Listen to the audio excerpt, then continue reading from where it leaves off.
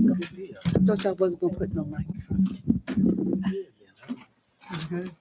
Okay, great. All right, welcome everybody to today's council meeting. Today is October 21st, 2024. I'd like to start our meeting with today's roll call. Councilwoman Diane Howard. Councilman Darrell Honore. Mayor Pro Tem Amelia Inman. Councilwoman Vanessa Wynn. Great. And if we can, let's just have a moment of silence.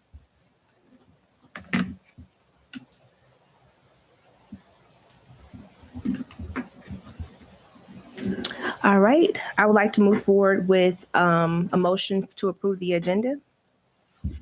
I motion to approve the agenda for work session, October 21st. Can I get a second? Second. All right. All in favor? Aye. All right. Okay, so we have first under discussion items, Georgia Conservation Voters, Jesus Rubio. Did I say that right? Okay, you can approach.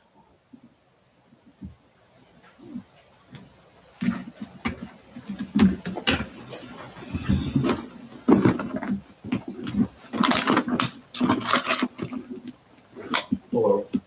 Good Hi. evening, City Council members. I really appreciate having the opportunity.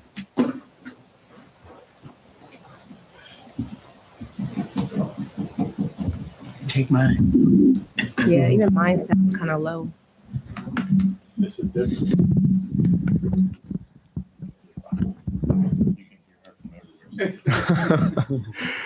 Thank you, City Council members, for the time. I really appreciate it. My name is Jesus Rubio. I work with Georgia Conservation Voters.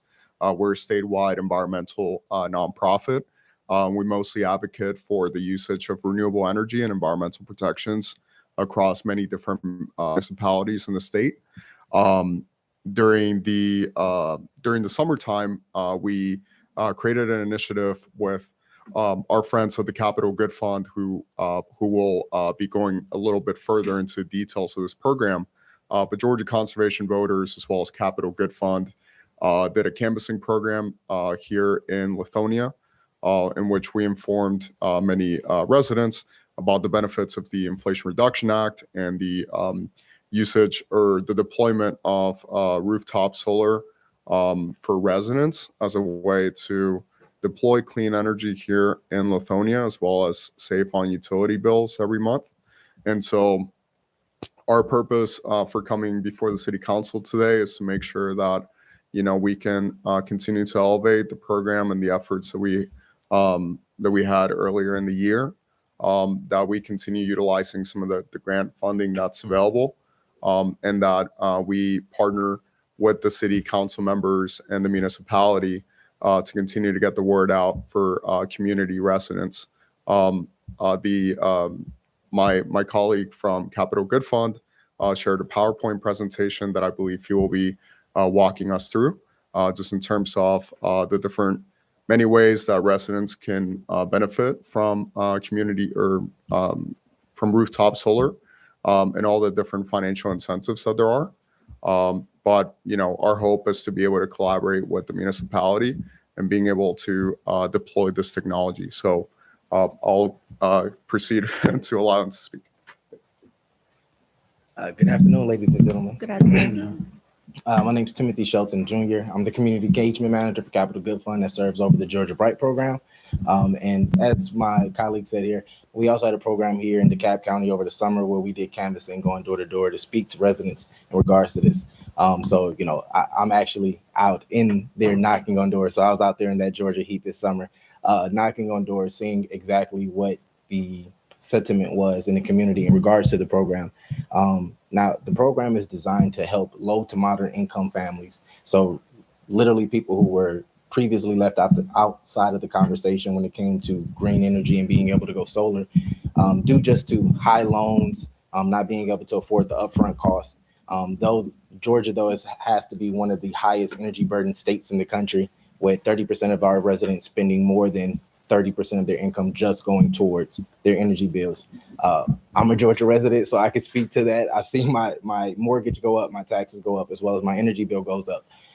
So I know for a lot of individuals, when we're looking at the homes in the areas, and looking to retain some of these homes. And we speak a lot about building generational wealth in minority communities. A lot of that starts with owning your home and keeping that in possession of the families that's in the neighborhoods. So one of the things I just wanted to bring apart was that I saw a lot of individuals in the community struggle with being able to keep their homes due to taxes and other things like that. So there was a need, we see a direct need in the community for reduction, ways for people to save money. So not an end all be all to a solution, but very, very well a strong starting step to be able to help people save money on their energy bill. That way they can put that money towards other things that's important in their life. The sentiment knocking on people's doors here in DeKalb County, I'm sure you can, mind you, if someone comes knock on your door in the middle of the afternoon, most likely you feel like they're trying to sell you something.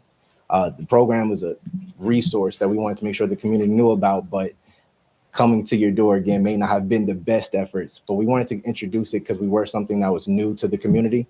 And that's why it's so important that we come and we talk to individuals like yourselves who can add some validity to the program, because Georgia residents are wary of anything that comes around that's federally funded and that's coming and knocking on the door in the middle of the afternoon. But just getting into the presentation really a little bit about what is Georgia Bright exactly. Well, it's a solar leasing program, and it's designed to help middle to low income family residents be able to afford solar by covering the upfront cost. So that means that residents don't have to come out of pocket now to get solar. But okay, what about, I hear that solar doesn't really save people money. I hear that solar, what if it does going to do to my roof? What is it going to do to my value of my house? All these things, we heard all these concerns, and we created a program that we feel that addresses majority of the barriers that keeps people from entering into solar. So it was 3 very simple steps to be able to be eligible for the program, which was own your home, have a roof in good condition, and make under $150,000 a year. Now, I know that I make under $150,000 a year. So, right, a lot of people were eligible for this program. And with the program, we were seeing anywhere between 10% savings. And some of the people we've seen even further than that. And I don't want to take up too much time, so I'm paraphrasing a lot of the slides that are here, but I have the slides there for you guys just to be able to go over some of this information. During our pilot program, we were able to get roughly about thank you, brother. If you could go ahead, next slide for me. So the program started in September 2023. We have been running the pilot program. We are ending the pilot program technically, untechnically. We still have funds left over. And as you guys know, with any nonprofit, you never really want to have funds left over. But we'll be able to continue our pilot program as well as in conjunction with our Solar for All. But as I said, just 3 simple things: own your home, have a roof in good condition, and have income less than $150,000. So why was there a need for solar? Well, currently, again, we see that Georgia Power represents 70% of the state as far as the utility provider. They went up 12% on their rates hikes last year. Average rates hikes around 4%, but we're seeing especially, certain things that are going on with hurricanes versus the new nuclear power plant. These things are just causing the energy prices to go up and up. So go to the next slide. What does the lease actually do? It's a 25-year lease. And what it does is it fixes rates. You're going to know exactly what you're paying for your utility bill for the next 25 years and offset some of your energy bill here. So our goal in the pilot program and what we're able to achieve in the Solar for All is a little bit different.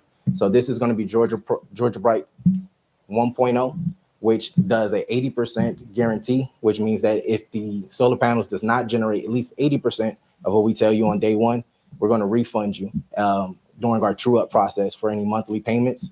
We strive to have at least a 10 to 20% savings for all of our residents. So we're looking to make sure that the solar panels doesn't cost you, but save you money through the program. So this is an example of some of our customers' bills down, and this is going to be in Savannah. So they got the bills. So as you can see on the left, their bill in 2023 in the summertime or in the fall was around $100. And then in the summertime, where we know the highest rates for 2024, the bill was $18. Now their panels cost them $80 a month.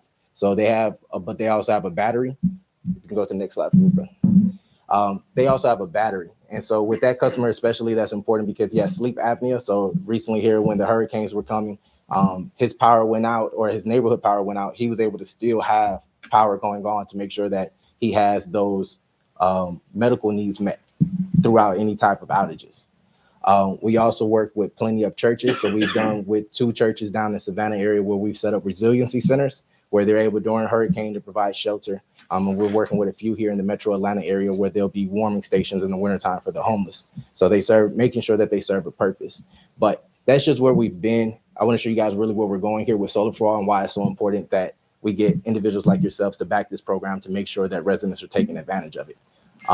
Super 6 steps to go ahead and get solarized. We try to make it, again, as easy as possible. So it just starts with submitting your power bill, filling out a form. From there, we have our EPCs come out, they design, they give you a free consultation.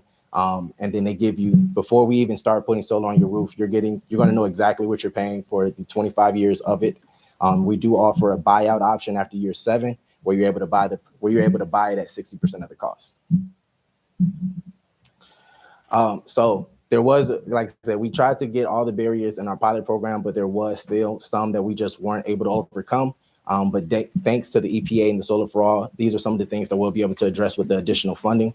So we'll have an allotment of funds set aside to address roof conditions. So we'll be able to, it'll be based on a lottery system, but we'll be able to cover the cost of roof repair for some residents that want to go solar, but they may just not have the money to repair the roofs.